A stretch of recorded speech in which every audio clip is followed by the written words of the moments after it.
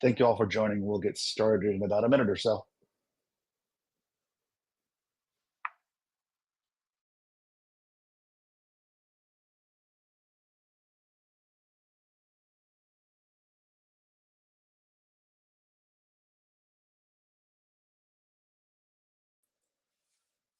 Okay, we're going to get started. We've got a bunch of people in, we got a bunch of people joining, but I figure it's a good time to start the conversation. So thank you all for taking the time to join us today.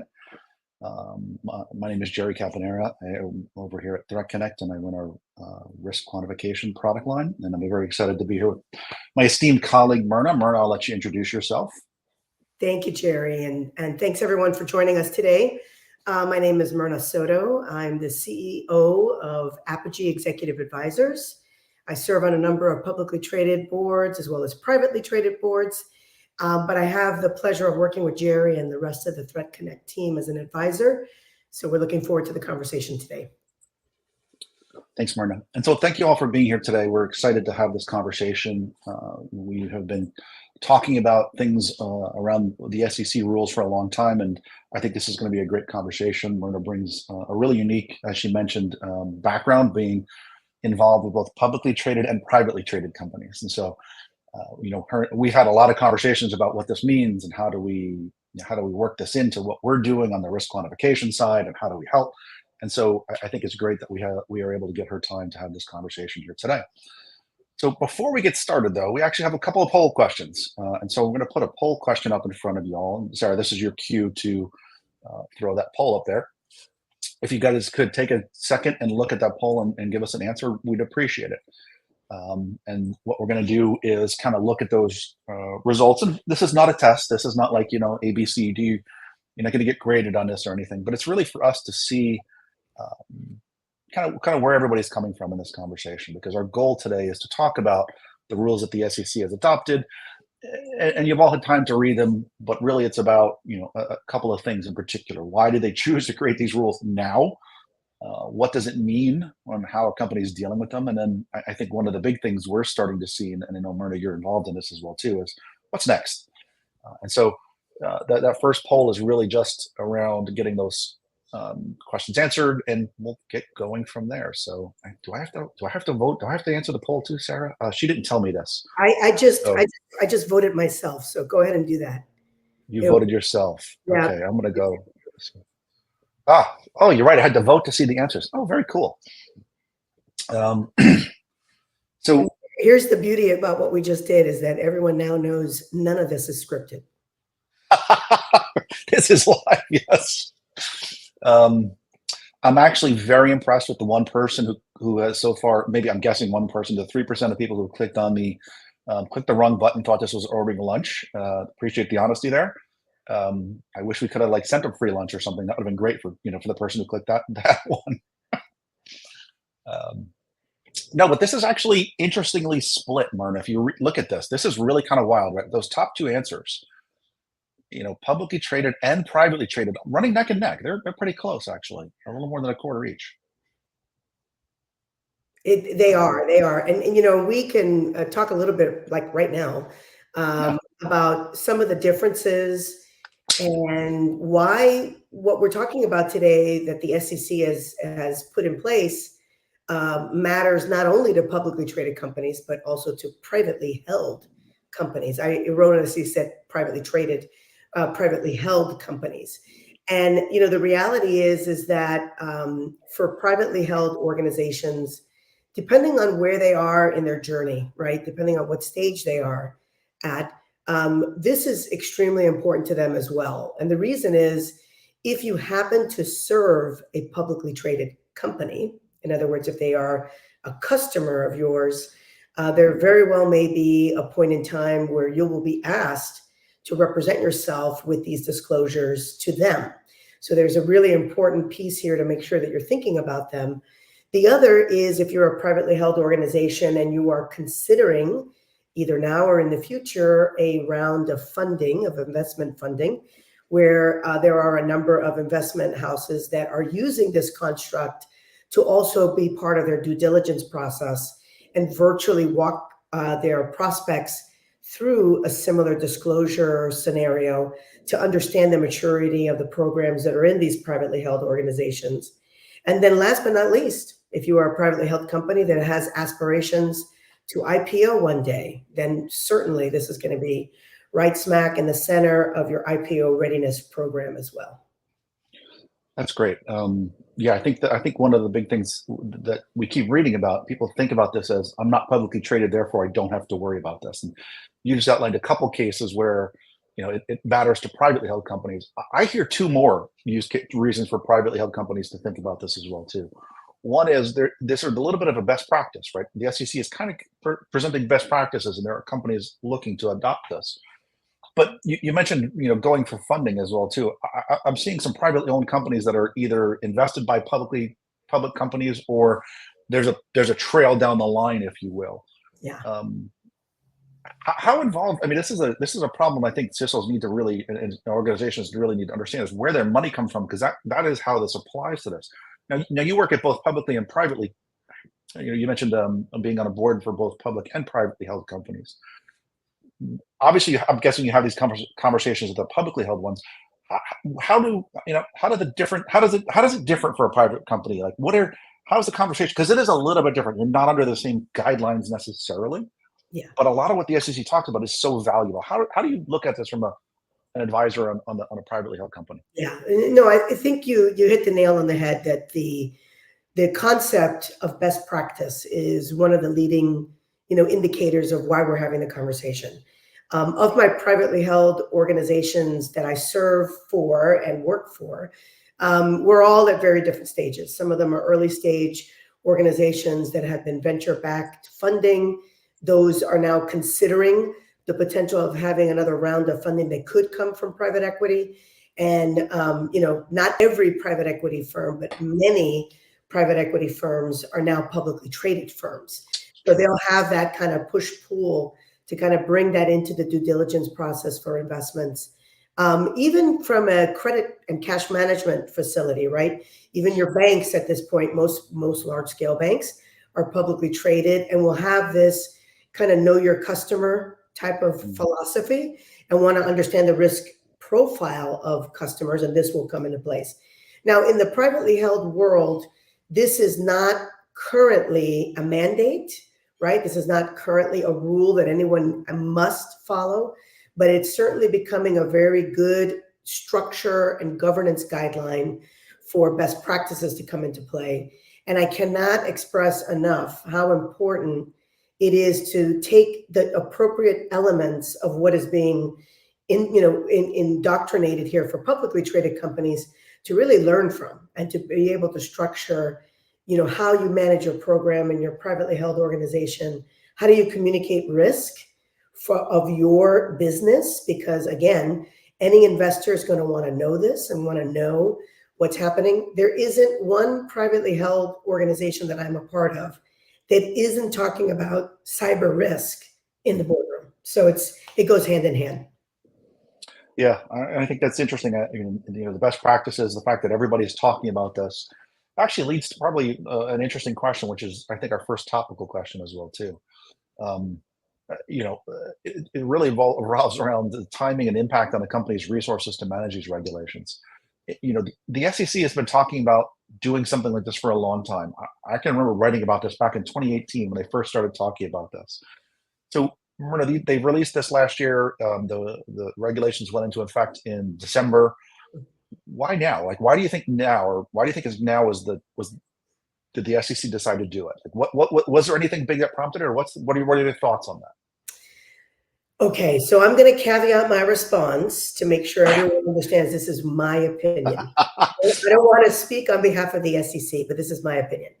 I believe, to your point, this has been a topic of interest on many, many agency levels. Even the federal government has talked about cybersecurity legislation dating back to 2012 and 2013. So it's been a point of interest for many of the agencies that oversee the private sector. And the reason is, as simple as this may sound, it's just the propensity and the evolution of attacks, the propensity and the evolution of threats, and how the SEC sees themselves in a very unique position representing some of the largest, publicly traded organizations in North America, but serving the interest of investors. I mean, at the end of the day, right? So if you look back at a number of, breaches and incidents that transpired over the last 24 months, we'll just use that 24-month period. There are a number of publicly traded companies that were victimized and suffered significant incidents that at the moment that the incident happened, and probably for a period of time thereafter until remediation was put in place, that their share value and their market cap suffered a great deal. So in my opinion, the SEC's duty is to kind of put a ring fence and guarantee the integrity of this investment process, and to basically make sure that companies that are taking in investment funds, and when I say taking in investment funds, that's from anybody that's a shareholder, private person that buys stock in a particular organization, any mutual fund that happens to fund our 401ks and other mechanisms, any institutional investor that has a very large scale stake in a particular company, that they are given somewhat of an insurance program. I hate to use that term, but it's the one that I can think of right now, to basically say companies are going to do their best effort and to do everything that they practically can to safeguard their business, to safeguard their data, to not impact customers, to not, have a very large, material, and I know we're going to talk about materiality in a moment, a material of impact that could suffer, the investment could suffer from. I believe that is one of the main reasons. And it's also to bring confidence to the investor community that companies are going to be transparent about what they are doing to manage cyber risk, and to ensure that the boards of these organizations have an oversight process and are involved in that cyber risk management process. So I think it's somewhat of an item that the SEC and other agencies would say is overdue. And it's basically as a result of a number of incidents and events that have transpired, and trying to nudge things along to make sure that people are transparent as they possibly can, and that they're making the right investments and prioritizing how they are safeguarding their companies. Yeah, I think that's great. I love how you caveated you're not the SEC. I'm going to say something here. I love the government as well too. But the overdue part, I think, is a big thing. Like if you look across the globe, there's a lot of countries and regions that are putting together regulations around talking about cybersecurity risk, managing cybersecurity risk, and we're behind. Like we're behind. It's not a political conversation; it's a factual statement. So we're behind, and so I actually think one of the, if I had to guess, I think one of the things that the SEC did was start the ball rolling, because they can. And I think you're spot on. Like if I'm an investor, I want to know that my investments are being managed well. And this is now, if you talk to any CEO of a company, that one of their top 3 or 4 risks is cybersecurity. One of the biggest risks. So we have to be better at this. Yeah, so, and it's funny because I say funny, ironic. Back in 2009, 2010, I created a tagline for the cybersecurity team that I was managing at the time, and said, our primary objective is to protect the brand. And if you think about it, the SEC, they're trying to, put in place things that will protect investors from their investments. But ideally, it's a brand protection element where consumers also will bridge confidence in who they are transacting with, who are they buying from, who is part of their ecosystem, to understand that they're going to be reliable and stable. The big challenge is, and this is a debate that we could have in another webinar, but the real challenge is, how do you balance practical rules with still being able to innovate and grow and run the business? Because I think every single person on this webinar that has been part of the cybersecurity ecosystem knows that you can really go above board, and you can go way ahead of your skis and lock down every hatchet and lock every window, and then you're slowing the business down. So it's kind of figuring out what is that balance. And I think the SEC landed on a balanced set of rules because the proposed rules had a lot of other things that would be required that we could talk about later. Well, so then I'll kind of move on to the second question then, because it's a natural lead in is, do you see, so I think we see this, the regulations as a great thing for investors, right? As us as investors, like you mentioned in your 401ks and, for those in a pension fund, this is really important. Do you see these regulations as a good thing for CISOs or as a burden? How would you view it from there? Having been a CISO, how would you view that? Yeah. So I think, and I'll caveat my comment because some companies have already, over the years, have made tremendous strides in supporting the function of cybersecurity, supporting the function of the CISO, elevating kind of like the priority of this role. But other companies have not, right? Other companies have not necessarily given it the proper attention and prioritization. And I do think that this is an opportunity to kind of push that in the right direction. I've said before in another discussion that I had recently that if I think about what's happening right now with the SEC, it kind of feels like the CISO's Sarbanes-Oxley moment, right? So if you Mm. think about SOX and when SOX first came out, and that was eons ago, but when SOX first came out, it put a lot of emphasis on the whole governance process from an auditing perspective, financial reporting, and it included the IT controls for financial reporting. And that was a very pivotal moment for IT and for the importance of controls and the importance of making investments. I see this no differently, and we are in the early stages of that. But I do think that it is a positive thing as long as we can maintain the practicality of the rules and the requirements where it doesn't turn into a gotcha, right? It doesn't turn into where we're having challenges, having people in the role, having challenges with companies meeting the requirements, and then everybody is, in the red, for lack of a better term. But I do think this is very positive for CISOs. I think this is also positive, and I'll caveat it with practicality, for boards, because now boards who have been making this a priority can kind of see the governance structure that they've adopted and adopt different best practices to kind of ensure that there is that relationship between this functional area and the board so that the board can have confidence in where they're giving their oversight and their governance structure to the company. Now, mind you, there are going to be CISOs and there's going to be companies out there that maybe they are behind and they are behind with this type of construct.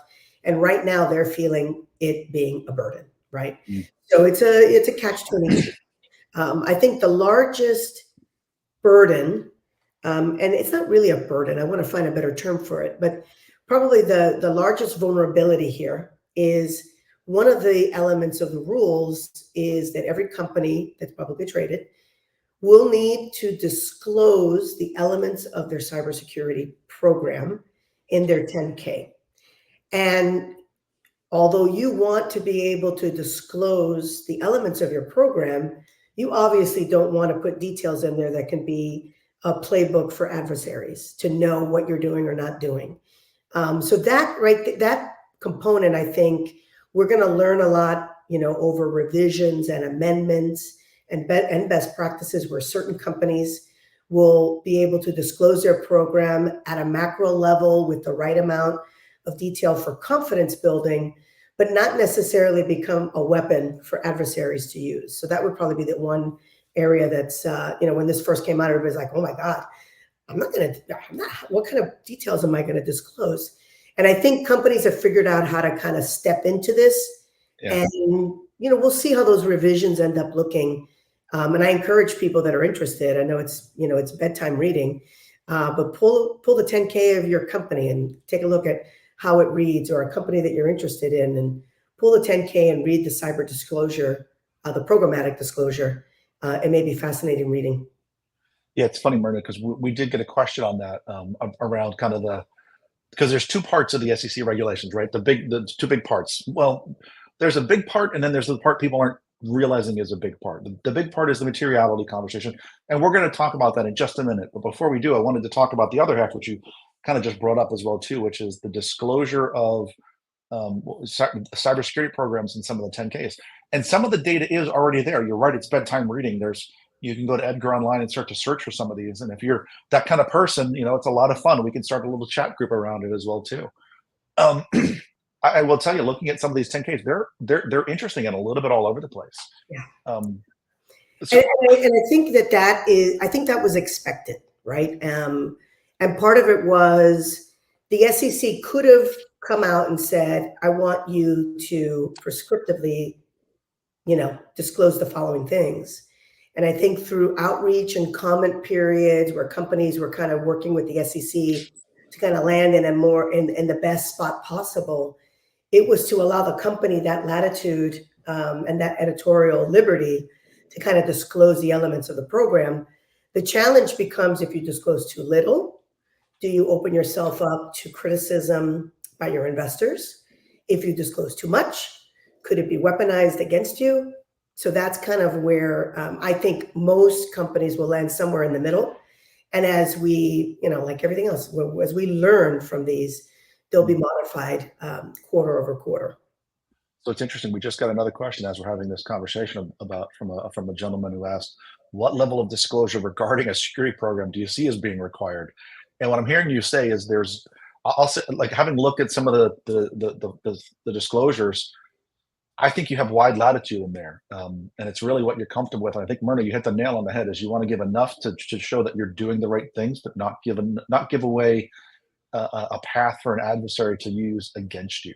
Yeah. And so my suggestion on this would be to go to the 10Ks, go to the Edgar Online filings, see what they're doing, and fall somewhere wherever you're comfortable in that realm. But I don't know if you have another way to answer that question. You kind of did. Maybe it's just a summarization of what you said. Yeah, no, definitely. I think we're both on the same page as far as kind of the balancing act of the amount of detail. I think it's extremely important for companies to kind of describe at a high level how do they manage cyber risk. And we'll talk a little bit later in the webinar about how to determine your risk posture around the different elements of your business. But how do you manage cyber risk? Not necessarily the formula, but the construct and the framework is super important to be part of that disclosure process. The other piece that's really important is what's management's oversight of the process, right? So some descriptions around how the management team operates, how they manage cyber risk, how they inform executive management on incidents, remediation. I've seen a few disclosures that talk about the fact that they do an annual tabletop exercise, that they have an incident response plan, things like that. And then last but not least, how is your board involved? What is the governance structure that the board has in place to manage this as well? And that won't, the CISOs on this webinar, you won't need to worry about drafting that. That'll be something that the general counsel or the chief risk officer will be part of drafting that with the board. But basically, it describes whether or not your board is getting an annual update, a quarterly update. Does it reside in a particular committee? Do you happen to have any expertise in the board, on the board that knows the subject matter? It's not required, but if you have it, hey, put it in your disclosure. That's a great point to make. And then the other element, and I neglected to mention this before, is even if you're complying with like the SEC's status of the disclosure, think about if you're a regulated organization. Think about your regulators. They're going to read the disclosure too, right? So if you happen to be, I serve on the board of an energy company, and we're regulated by FERC, which is the Federal Energy Regulatory Commission. They have their own requirements for cybersecurity because of the critical infrastructure nature of the energy sector. So you want to weave in some of those regulatory constructs that you follow into your disclosures, because it just demonstrates the best effort that you're doing and the duty of care that the organization is doing around this subject. Yeah, so that's great. One of the follow-ups you answered. So I think talking about the framework you're following is great, but I think it's a little more about process than it is about framework from what you're describing, which makes sense. Yeah, yeah. It's been fascinating to again to read and what people are actually talking about and doing, which is really kind of cool. I know I'm a nerd for saying that, but I fully admit it. So the other part of the SEC regulations were on the thing that we're seeing some very interesting data come out for people are starting to publish. It's around materiality, right? And we're going to dive into the conversation about materiality. But before we do, Sarah, do you mind putting up a poll here? That second poll. We'd love to get your thoughts on this, and we're going to vote on this as well. We should have created an extra answer, Murder, for us to answer. But can you throw up that next poll, Sarah? There we go. So if you guys take a chance, if you get a chance, please go ahead and answer that question. We'd love to get your thoughts on that. And so, yeah, this is going to be, well, it's kind of fun. So we get to see the results, and it's sort of like a race. Like I'm watching the numbers go up and down. I used to go to Yankee Stadium as a kid all the time, and they had like the hot dog or the subway races on the video, and like this one went ahead and that one ahead. It's kind of cool to watch. So just to give you guys kind of an update right now, over 60% of people are involved one way or the other, either as a consultant or directly involved in the draft. Only about a third are not involved, and I admit I was one of the third because I help companies, but I don't write them. Yeah, so it's 65% or more are involved one way or the other as a consultant or directly involved as a draft. And that's actually a great number. I mean, for the first pass of this exercise to fulfill the programmatic disclosure, I think that's a great percentage of people that have been involved. Obviously, it should grow, and it should be at a point where if you are leading a cybersecurity program practice, there should be a degree of involvement, because even if it's as simple as, hey, read what I wrote here, because one of the most important things companies, at least those that I have been associated with and I've advised, is, as simple as say what you do and do what you say, right? So let's make sure that what we're putting in the disclosure is 100%, you could stand behind it 100%, because either you have a program, you have tooling, you have third parties, whatever the case may be, that are doing that on your behalf. Yeah, I think that's great. And so, as companies start to determine what is material and what is not, this is the SEC did it again. I think you said this well before. They left vagueness in the definition of materiality, probably obviously for a reason. They're smarter people, than I am, for sure, and they probably did it for a lot of great reasons. But I guess if you had to answer the question of what does materiality mean in the context of these new rules, or what, maybe a better way to answer this is, what would a material cyber incident actually be?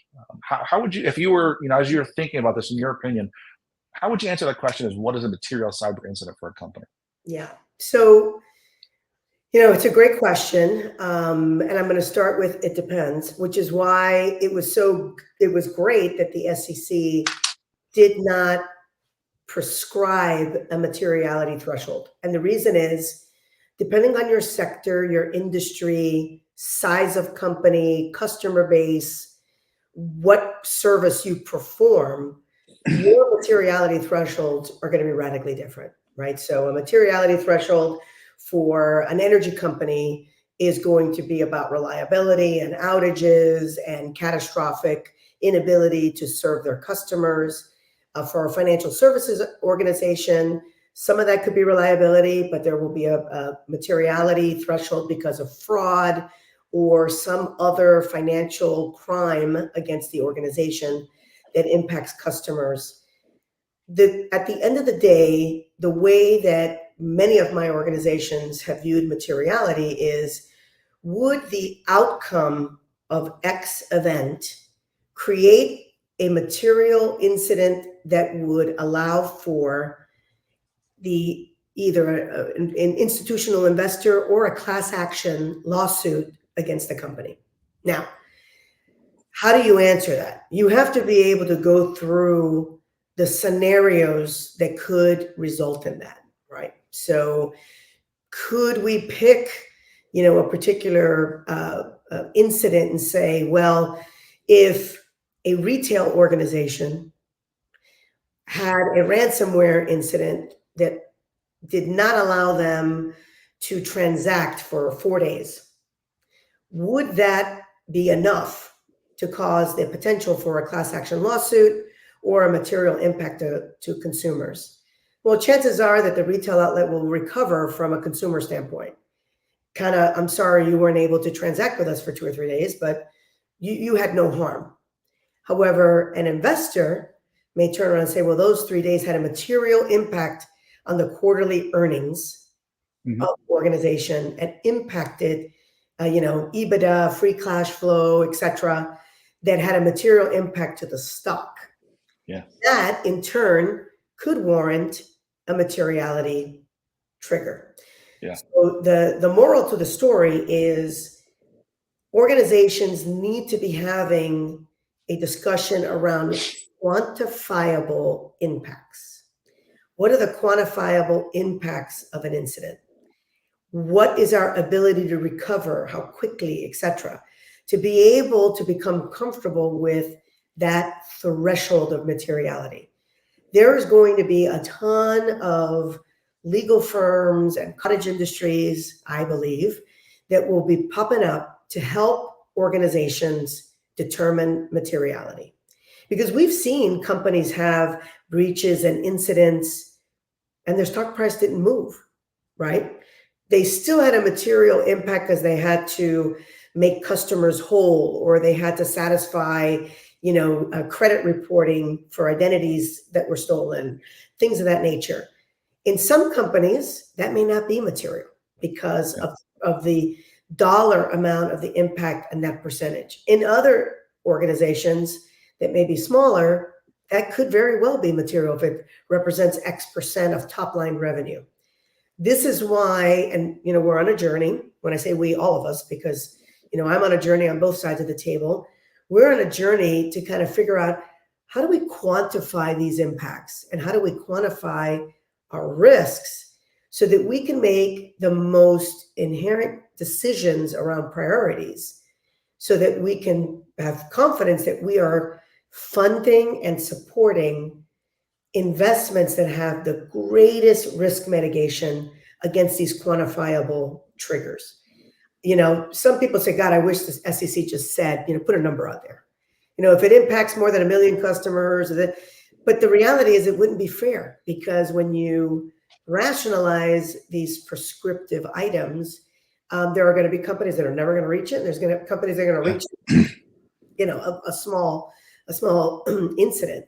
So I think that's where we have a great opportunity, the CISO community, boardrooms, risk managers, et cetera, to really lean in on the what ifs and quantifying your posture. Otherwise, I think it's going to be a little bit of a throw spaghetti at the wall. And we've seen that. We've seen Yeah. companies that have disclosed incidents that when I read them, I'm like, I'm not so sure that's material. But It's funny. they're worried about, the gotcha. They want to, just disclose. And eventually the SEC is going to see, well, this is really isn't material. Let's go back to the spirit of the rules and not just throw everything out there.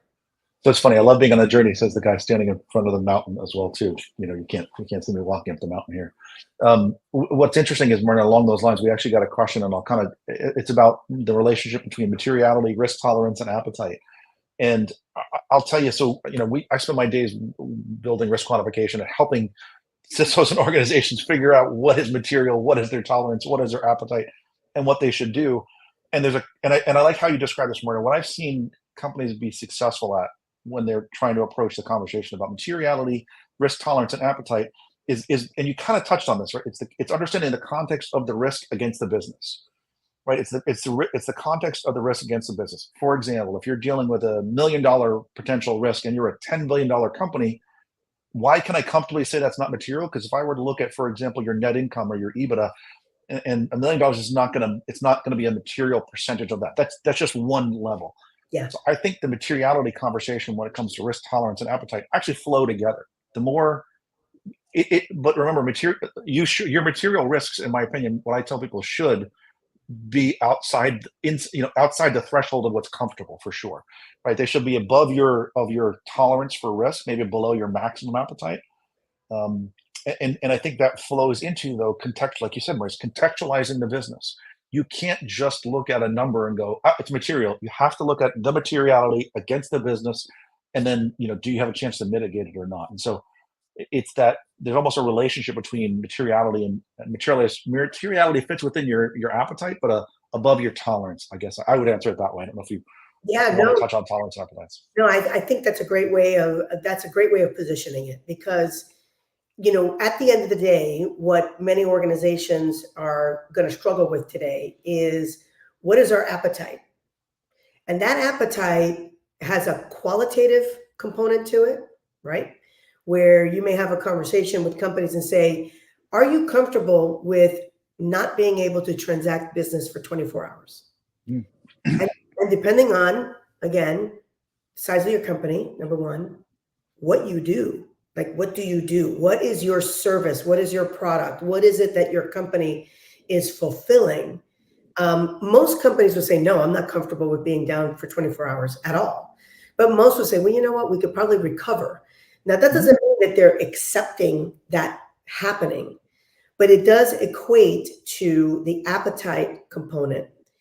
At the end of the day, though, all of those qualitative questions, they're soft. You really got to put quantifiable numbers to being able to say this, in fact, per the rules, would be considered material. And you are defining materiality today.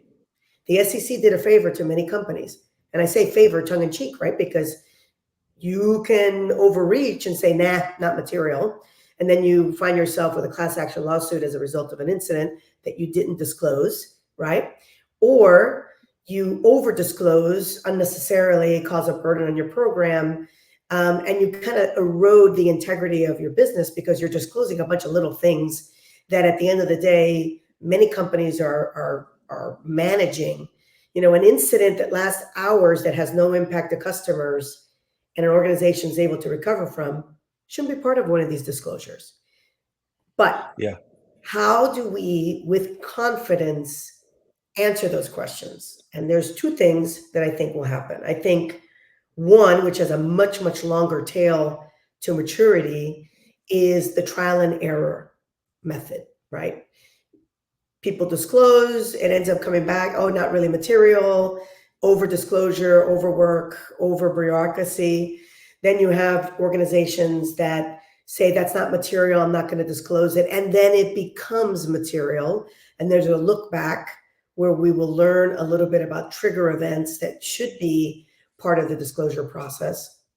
Or we define our materiality thresholds, we measure them, we quantify our risks, and we guide ourselves by that. That, in my opinion, is the more mature journey, because if ever questioned, those artifacts now exist, right? Yeah. You have the audit trails of how you were able to interrogate and I'm making this up, how you can interrogate your infrastructure or interrogate your applications and have a risk quantification score, right? Where you say, look, here was our risk quotient for this. Here's where we're making our investments. And oh, by the way, should this area be impacted, that would materially cause a trigger event because it's worth X thousand, X millions of dollars, et cetera, et cetera. So I hope that answers the question of the folks. And I know, and Jerry, I'd love for you, and I know that you're the moderator and I'm answering most of the questions, but I'm going to ask you one. There's a question in the chat about dashboarding and the ability to kind of do this type of risk quantification. And I know we don't want to do a commercial for RQ, but it'd be great just to drop, a couple of nuggets about how RQ is solving some of this. Yeah, no, it's a great, we didn't write the question, not the Billy Joel song here. Like, we didn't write the fire, so we didn't start the fire. We're just going to answer it. No, so the question is around, do we have dashboards that for information security compliance that show what level of compliance to the SEC you can share? Again, I think this conversation is kind of showing that what this is really about, and what we've built in our RQ product is showing you both what is your financial exposure to these attacks. I think one of the things I try and explain to companies, and we built into the product, is the ability to see what others are losing as well too, kind of your peer analytics. Because the question, Myrna, where everybody struggles with is what is material? Like, what is that number? And if you can see kind of where you lie in relation to some of your other competitors or who else like you in your industries have had losses like this, I think you drive that I think we're seeing the adoption of RQ to help with the SEC materiality question because it gives those answers fast. It gives them defensively, but it also gives that pure analytics as well too. Yeah. And then this kind of gets into an interesting question that just popped up, and there's one other question we have to get to eventually as well too. One other thing I always tell people, and you kind of described this, when we built our own product, we built it in order to show the financial loss, but also to help people figure out where to prioritize investments to buy down the risk. Because at the end of the day, you don't want a disclosure. Like we're talking about the bad things that happen. And so again, this is a question that come in. I promise we're not like feeding these questions. It says, do you see these SEC requirements driving an increase in adoption around risk quantification? Now I'm putting on my non-biased hat. I have a very non-biased hat for this one, but yes, I'm already seeing it. Go ahead, Myrna. Yeah, no, I was just going to say unequivocally, I think this is going to become, not today, but this is going to become a critical element to how, and I'm going to say the SEC and other regulatory bodies are going to want to understand the risk management internally and to understand how that quantification process is being done. I'll go back to my analogy with Sarbanes, right? Sarbanes started with a construct, then it kind of developed over time with, very concrete, measurable outcomes, right? And the ability to kick a threshold on any material weaknesses or significant deficiencies. There is a construct to be able to quantify that against an organization's footprint. I see that happening with cyber, without a doubt. And the challenge is going to be, how do we prepare ourselves now for being ahead of that? Not only for that end state, but quite honestly, in managing the investment portfolio for cyber against quantifiable risk scenarios, against quantifiable status, right? The assessment. And I love the point that you made about your peer groupings. And this is something that in the boardroom, most boards will focus on when it comes to many different elements to understand what is the peer makeup, who will be being compared to, what kind of incidents have happened that we need to think about. Are we over, under, are we in line? And it's not because people are afraid to be, ahead, but it really is, it kind of sets the standard for how you're going to be evaluated. So I think that was a great point about peer data as well. Yeah. Everybody wants to know. Everyone wants to know what's material. Like this is going to be. You said it well. I go back to the climbing the mountain and behind me. It's a journey. I think we're all figuring this out. In fact, there was another question along these lines. I'm trying to get the questions in along the lines as well too. Is where do you draw the line with reasonably likely to materially affect? In the SEC's cybersecurity final rule that uses this verbiage, there's many ways to interpret the subjective measure of this probability. In other words, reasonably likely to materially affect. So we've talked about the financial piece of materially affect. Now the question is, how reasonably likely is it to you? And so again, this is this is a passion of mine for almost 10 years now. Is I always advise everybody I talk to, whether it's the boards, the committees that work on risk, the CEOs, the CISOs, the folks buying insurance. We always tell them you have to talk about cyber risk as the impact that you could face, as well as how frequent an attack like this happens, but most importantly, how well are you defended against it? Right. Because the reality is that line reasonably likely is not just, I could have $100 million loss like MGM is proposing.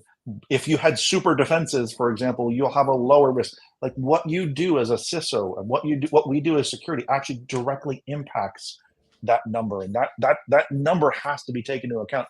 Sorry, little soapbox of mine. But when we thought about how we wanted to solve the problem for ourselves for RQ, we literally said we needed both the materiality and the likelihood number based on your attack surface. And I don't know how you do one without the other. It's sort of like you're right. Jelly. You're right, and I'll pivot that same philosophical stance to the boardroom. Right, and under Delaware law for governance, board members are required to invoke business judgment, right? So you have to have core business judgment and duty of care.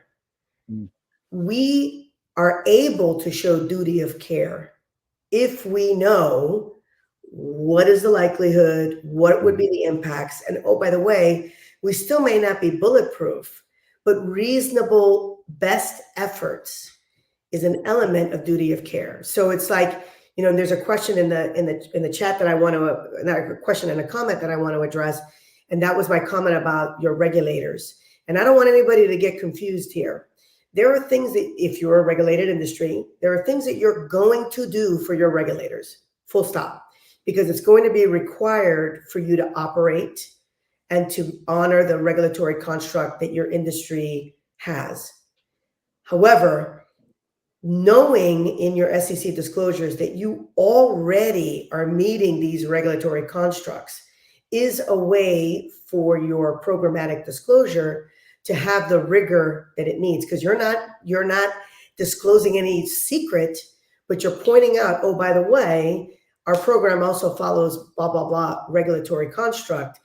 And I'm not going to say it's a given, but then people will understand when it's read, you are already meeting a number of regulatory constructs. Full stop. It's either black or white in the regulatory environment. In the rest of the environment, it goes to what you were just saying, Jerry. It's like likelihood of impact. What is the potential impact? What's that threshold of impact, depending on the maturity of the program, your defenses, and last but not least, your ability to recover. We look at, you quoted MGM, they cited $100 million loss. Well, would that $100 million loss be 20 if they would have been down for 2 days instead of 10? All of those things matter when it comes to these disclosures. And again, it's not a science yet. Right now, it's an art. And what we believe, at least I do, is there needs to be more quantifiable measures, not in your disclosure, but quantifiable measures for you internally to be able to say, yes, material, no, not material.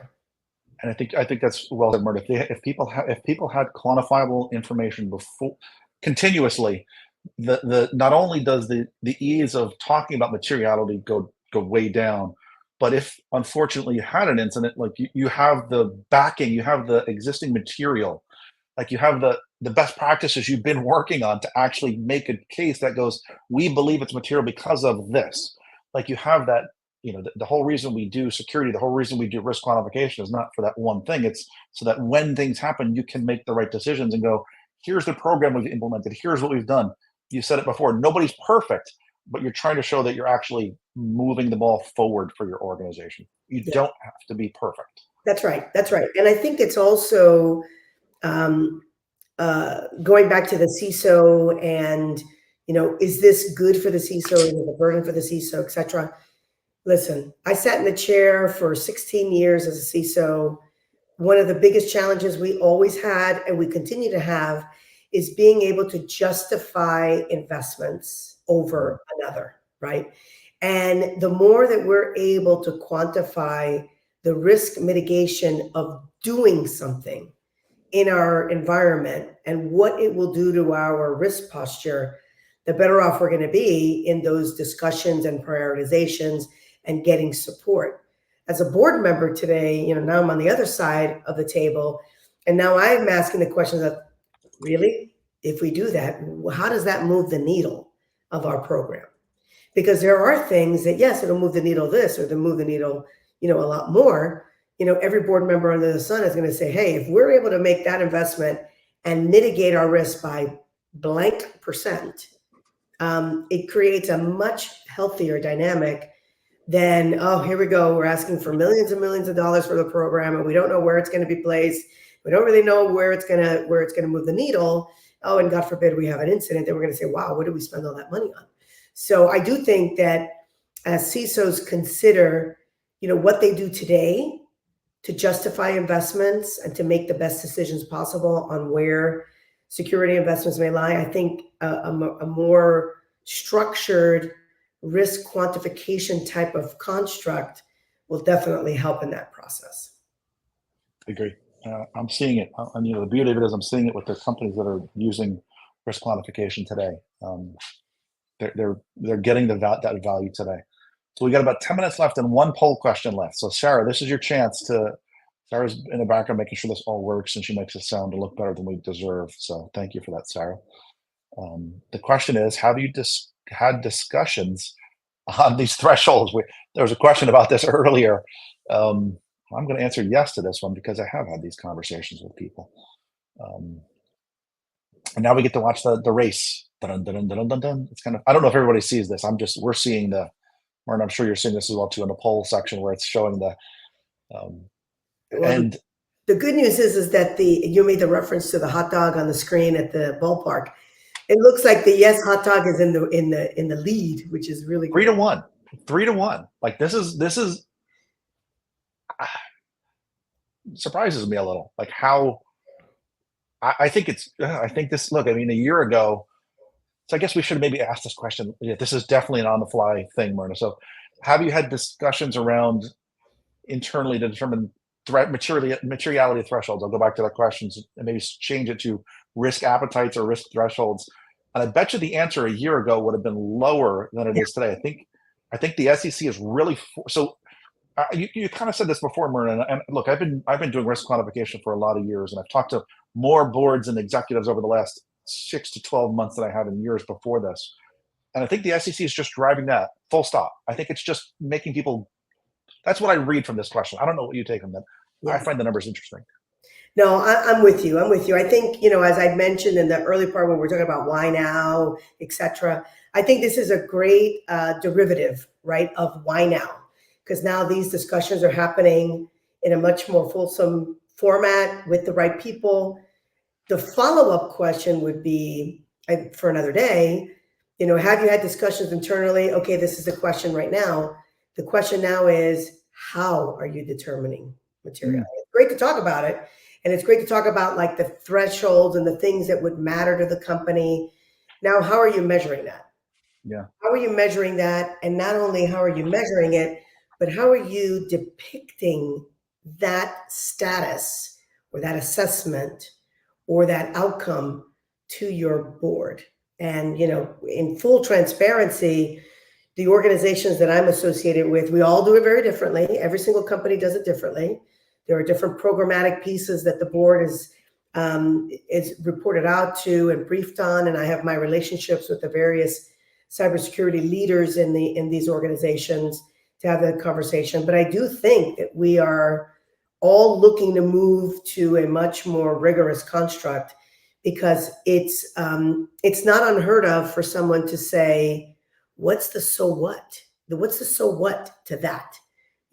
I have cloud infrastructure and I've got the following tools in place and I've got some challenges here. Okay, what's the so what? And I think that's where the scenario building and the quantifying of impact is kind of the Achilles heel that we need to get to. And it really does follow what most companies should be doing is looking at cyber very similar to they do enterprise risk management, which is talking about impact, likelihood, all that good stuff. But it has some quantifiable measures to justify where they land in the quadrants. And that's where I think the work that you've been doing and the work Threat Connect has been doing is really in the sweet spot of creating a solution for many CISOs and eventually for many boards to be able to have this quantifiable risk kind of landscape in front of them and continuously.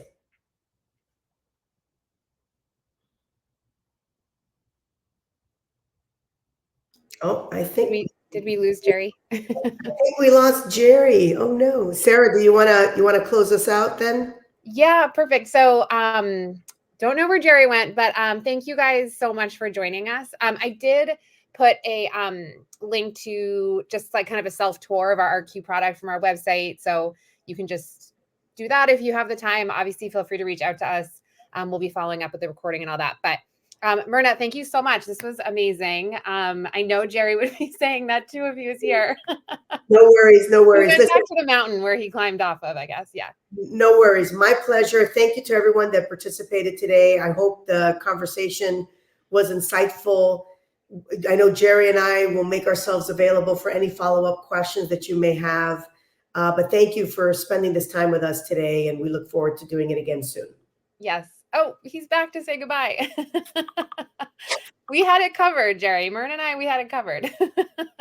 You're in good hands. Yeah, I'm going. This is you talk about cyber risk, and you get nicked right at the end of a meeting. That's not the way it always works. Yes, yes. No, I just shared our thanks for everybody that participated today, and that we would be available for follow-up questions. Sarah was gracious to share links to the website if people want to learn more about RQ, and we look forward to doing it again soon. Yeah, this has been great. Thank you. I'll leave you with one last thing. I worked with an organization 6 months or a year ago who hadn't been doing anything, and we kind of did this, and we presented the information to their board and along with the peer analytics, and it just changed how they look at things. And it doesn't have to be perfect, but you know what? Perfect is the enemy of good enough. I'd suggest starting now. That's the biggest thing. So thank you all again for taking the time, and I'm going to sign off now before I get kicked off again by the fun vagaries of working on the internet. So thank you all. Thanks, guys. Take care. Sorry, no, I forgot. We have to send the lunch. If you're the one, we'll have to reach out on LinkedIn. We'll have to